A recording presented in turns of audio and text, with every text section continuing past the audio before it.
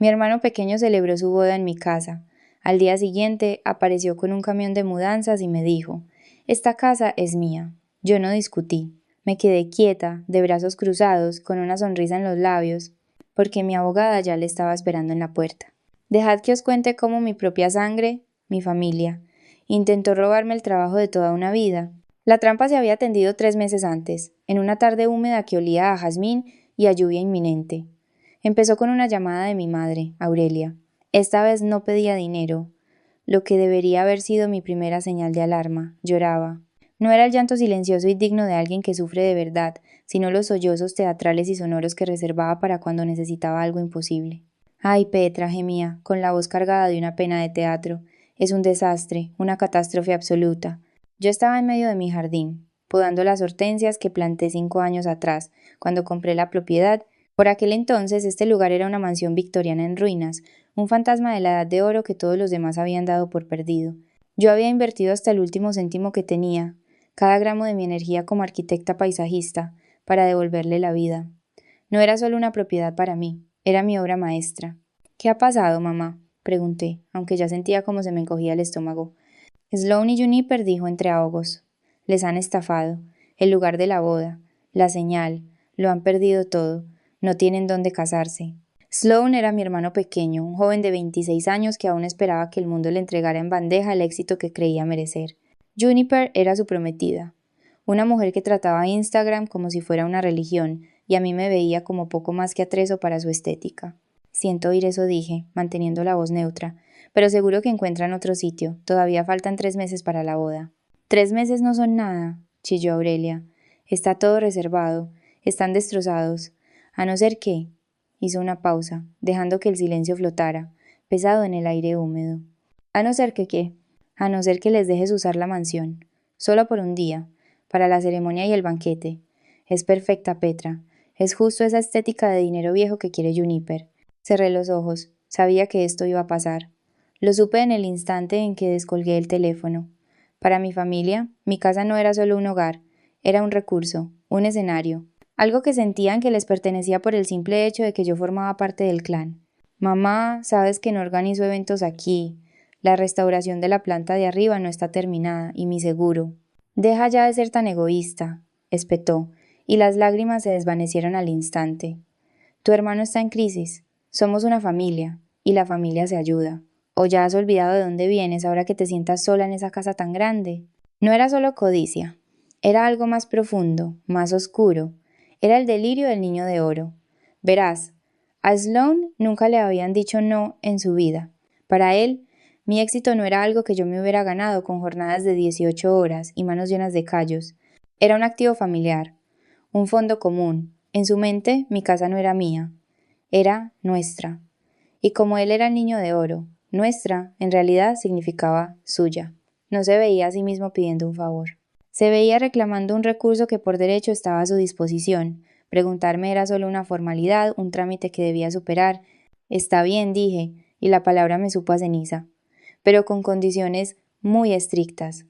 Nada de acceder a la planta de arriba, ni un solo cambio en el jardín, ni una flor movida de su sitio. Y por supuesto nadie se queda a dormir. La boda termina a medianoche, y todo el mundo se va. «Claro, claro», aceptó Aurelia, con la voz de nuevo ligera y despreocupada. «Solo necesitamos el jardín y el salón de baile, ni te enterarás de que estamos ahí».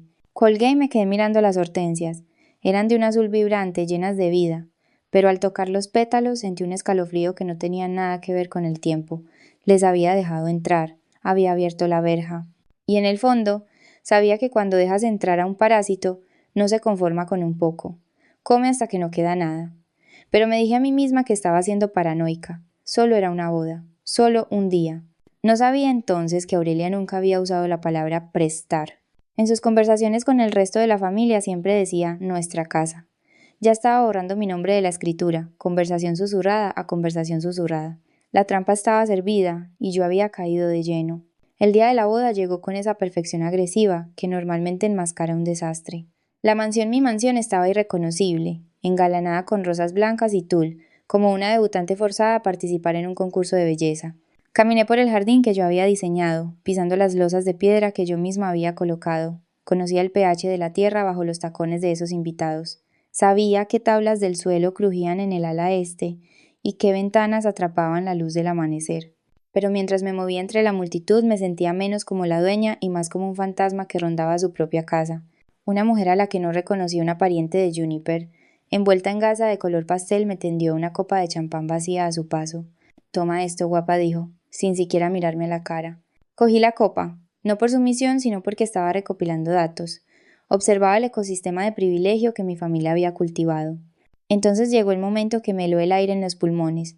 La tía abuela Marta, una mujer cuyo audífono siempre estaba demasiado alto y cuyo filtro se había apagado hacía décadas, me acorraló junto al buffet. «Petra, cariño», gritó salpicando migas sobre mi blusa de seda, «qué noble por tu parte». «¿Noble?», pregunté con voz tranquila, aunque apreté con más fuerza el tallo de la copa vacía. «Cuidarle la casa a Sloane y a su nueva esposa hasta que se asienten», dijo, radiante, ajena al hielo que se formaba en mis venas. «Aurelia nos lo ha contado todo. Que estás manteniendo la casa a punto para el patrimonio familiar. Es mucho trabajo para una chica soltera, mantener una propiedad que pertenece al legado. Pero no te preocupes, Sloane te quitará ese peso de encima muy pronto». El mundo no se detuvo, pero la temperatura bajó 10 grados. Cuidarle la casa, patrimonio familiar, no existía tal patrimonio, la escritura tenía mi nombre, y solo mi nombre. Comprendí entonces que Aurelia no solo había tomado prestado el lugar, había reescrito la historia de su propiedad.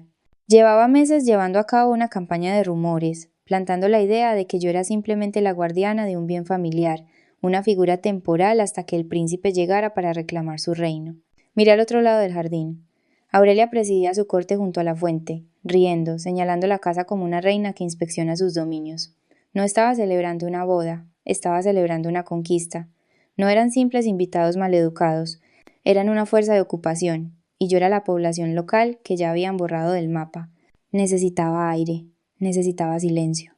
Me retiré a la biblioteca, la única habitación que había designado como prohibida para la fiesta y que naturalmente habían requisado como almacén para los regalos. Estaba abarrotada de cajas.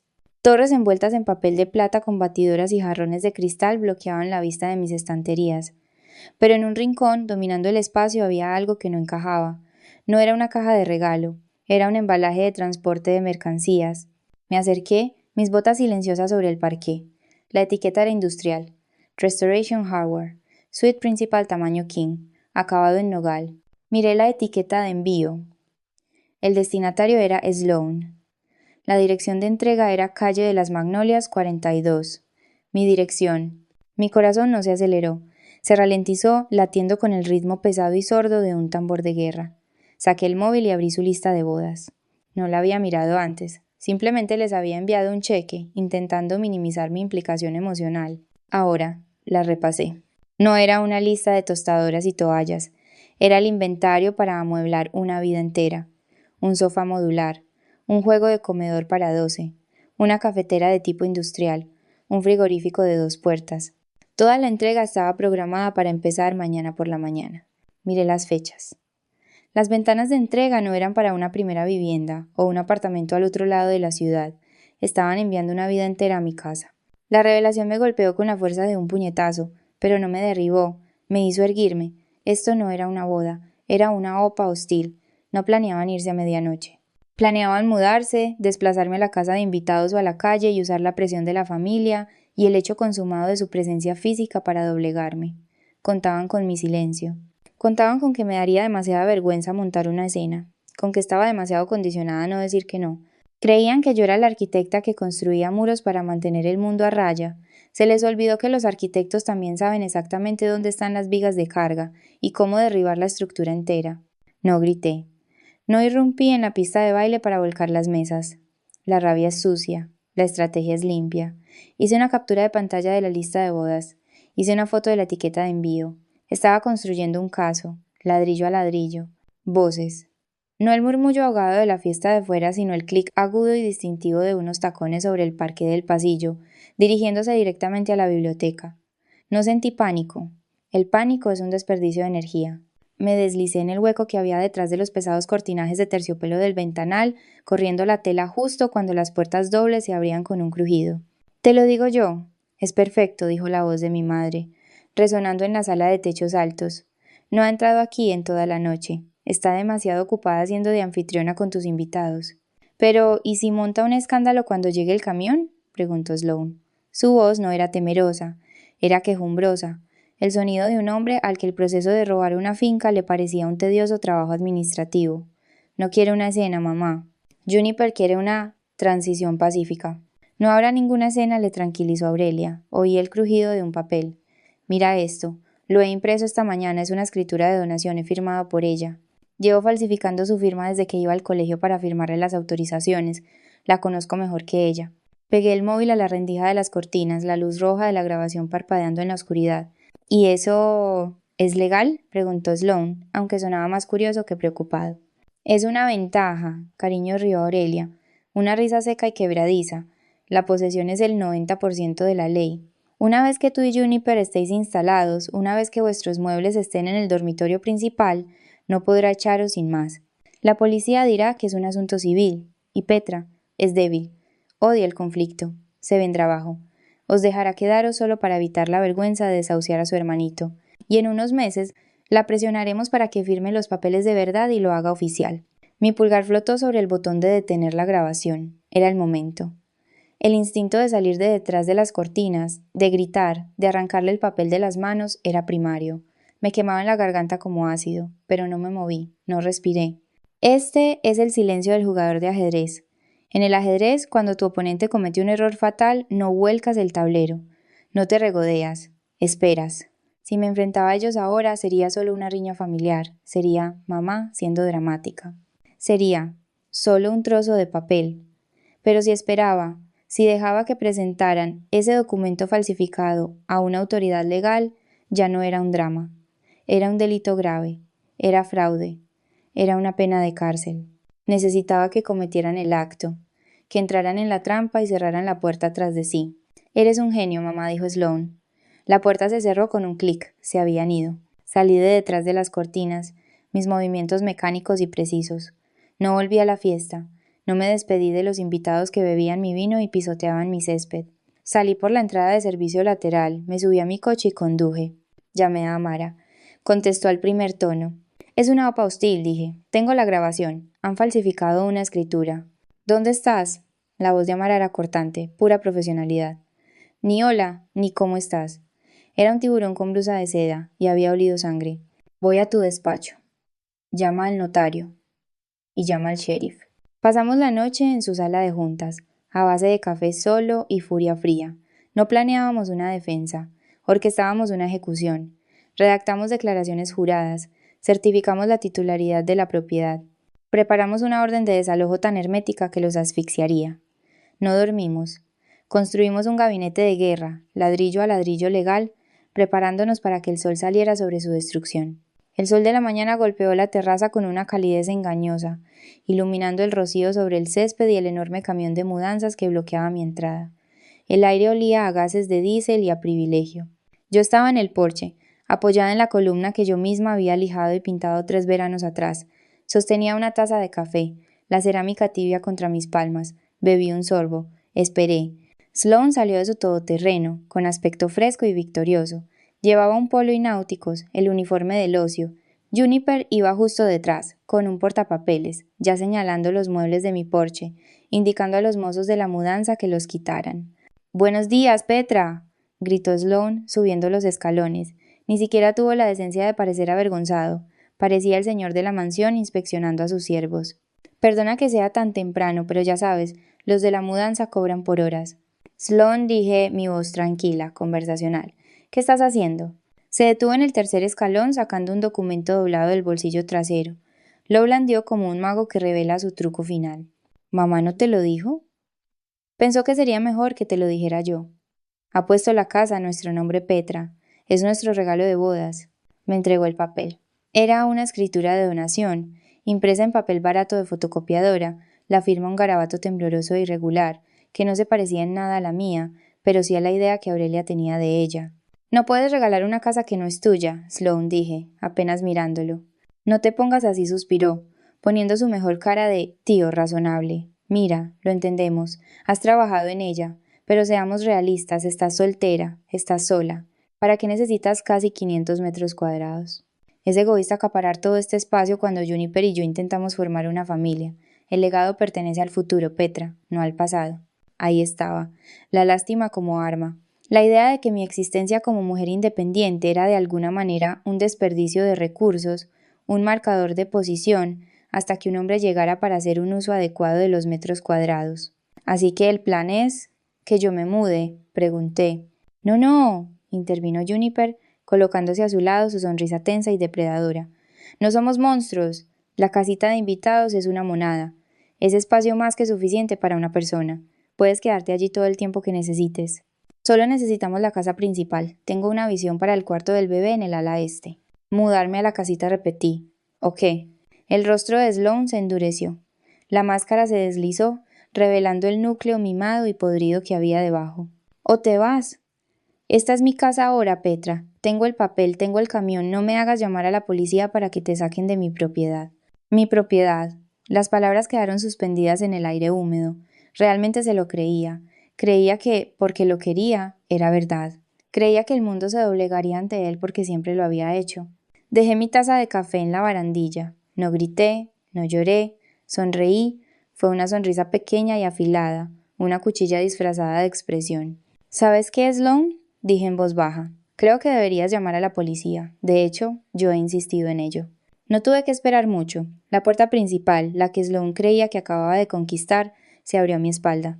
Se sobresaltó, esperando ver a su madre o quizás a una sirvienta derrotada que viniera a ayudarle a hacer las maletas.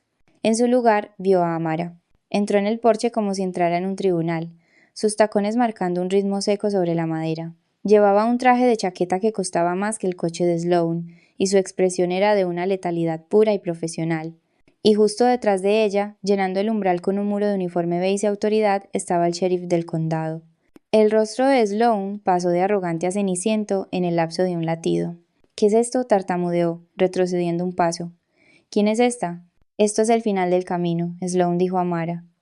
No gritó, no lo necesitaba. Sostuvo una carpeta azul, escritura de propiedad certificada. Sellada en el registro del condado a las 8:05 de esta mañana, única propietaria, Petra. No hay cofirmantes, no hay fideicomisos y desde luego no hay regalos. ¡Eso es mentira!, gritó Sloane, agitando su arrugado trozo de papel. Mamá me la dio, tengo la escritura aquí mismo. Amara ni siquiera miró el papel. Sacó su móvil, lo conectó al altavoz Bluetooth que yo había dejado en la mesa del porche y le dio al play. La voz de Aurelia retumbó por todo el césped, nítida y condenatoria. Lo he impreso esta mañana. Es una escritura de donación. Llevo falsificando su firma desde que iba al colegio. La posesión es del 90% de la ley. El silencio que siguió fue absoluto. Hasta los pájaros parecieron dejar de cantar para escuchar el sonido del mundo de Sloane derrumbándose. Los mozos de la mudanza, que estaban a medio camino de la rampa con mi columpio del porche, se detuvieron en seco. Miraron al sheriff, miraron a Sloane, y lentamente volvieron a dejar el columpio en el suelo. El sheriff dio un paso al frente, enganchando los pulgares en su cinturón. Hijo, dijo, su voz cargada de una gravedad sureña. Presentar un documento falsificado para reclamar una propiedad no es un conflicto familiar. Es un delito grave, es estafa. Tienes dos opciones.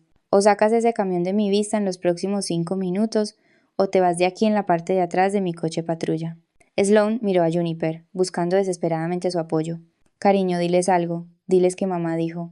El rostro de Juniper era una máscara de fría furia. La novia de Instagram, cuidadosamente seleccionada, había desaparecido, reemplazada por una mujer que se daba cuenta de que había apostado por el caballo perdedor.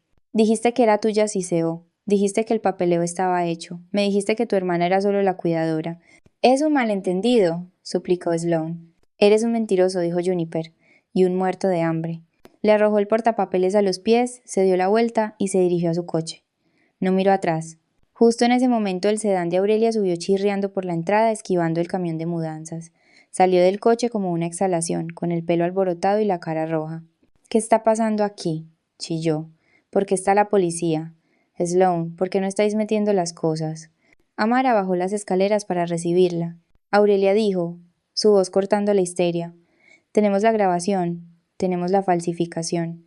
El sheriff está decidiendo ahora mismo si arrestar a Sloane. Si das un paso más en esta propiedad, insistiré en que te añada como cómplice de un delito de estafa. Aurelia se quedó helada. Miró al sheriff, que le dedicó un lento asentimiento de confirmación. Miró a Sloane, que estaba llorando en silencio mientras los mozos de la mudanza cerraban de golpe la parte trasera de su camión. La lucha se desvaneció de ella al instante. No defendió a su hijo, no me gritó, simplemente se encogió, dándose cuenta de que su niño de oro había perdido el brillo y su poder se había desvanecido. Subió al coche, Sloane susurró. Los vi marcharse. El camión dio marcha atrás, con los engranajes rechinando. El coche de Juniper se alejó a toda velocidad. Aurelia se llevó a Sloane de la propiedad derrotada. Cuando la entrada quedó finalmente vacía, me volví hacia el sheriff. Gracias. Solo hago mi trabajo, señora, dijo inclinando su sombrero. Llame si vuelven. Amara me abrazó entonces, un abrazo fiero y apretado. Se acabó, dijo. Presentaremos la orden de alejamiento esta tarde. Pasé el resto del día cambiando las cerraduras por unas inteligentes biométricas e instalando un nuevo código en la cancela. Al atardecer, estaba sola. Me senté en el columpio del porche que habían intentado robar, viendo a las luciérnagas danzar en el jardín que yo había construido. Había silencio. No el silencio pesado y asfixiante de la soledad, sino el silencio expansivo y respirable de la paz. Durante años pensé que un hogar era un activo, una línea en una hoja de cálculo, algo que se valora, se asegura y se defiende como una fortaleza. Pero sentada allí me di cuenta de que me había equivocado. Intentaron robar los ladrillos y el mortero. Intentaron robar el valor de tasación de 1.800.000 euros. Pero no puedes robar un hogar porque un hogar no es un bien inmueble. Un hogar es un santuario. Es la manifestación física de tu amor propio. Es el espacio donde estás a salvo, donde eres válida, donde eres la autora de tu propia historia. No podían quitarme esta casa no por la escritura ni por la ley, sino porque ellos no sabían construir nada, solo sabían arrebatar, y no se puede poseer lo que no se comprende. Bebí un sorbo de mi vino. El aire olía a jazmín y a victoria.